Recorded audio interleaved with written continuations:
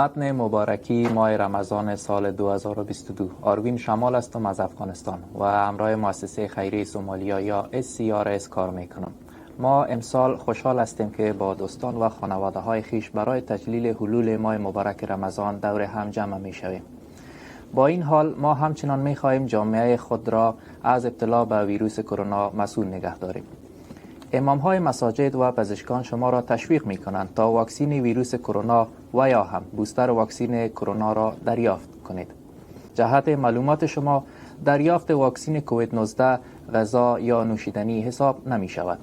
جهت معلومات شما، برخی از افراد ممکن است پس از واکسیناسیون عوارض جانبی مانند تب یا سردرد داشته باشند. اگر احساس مریضی می کردید و نیاز به گرفتن دارو، نوشیدنی و یا غذا خوردن داشتید، می توانید روزه خود را بخورید. مهم این است که از خود مراقبت کنید. بسیاری از ما برای افطار یا دعا جمع می شویم. اگر احساس خوبی ندارید یا مریض هستید، ضرور است تا در خانه های خیش بمانید. در صورت داشتن علائم فوراً خود را آزمایش کرونا کنید. تست های سریع برای دریافت در محل شما در دسترس قرار دارند. برای یافتن تست های سریع با شماره 612 353 63 80 و تماس شوید.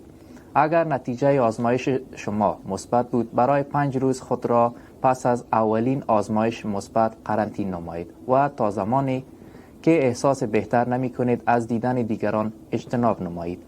شما و خانواده تان می توانید در این مدت در خانه تان نماز بخوانید. یکی از کارهایی که شما به خاطر جلوگیری از گسترش ویروس کرونا می توانید انجام دهید این است که هنگام دور هم جمع شدن از ماسک استفاده کنید. وقتی به مسجد می روید، مخصوصا اگر ازدحام است، ماسک بزنید. همچنین می توانید قبل و بعد از افطار از ماسک استفاده کنید. ما شما را به پوشیدن ماسک برای مسئولیت دوستان و خانواده شما تشویق می کنیم. رمضان مبارک.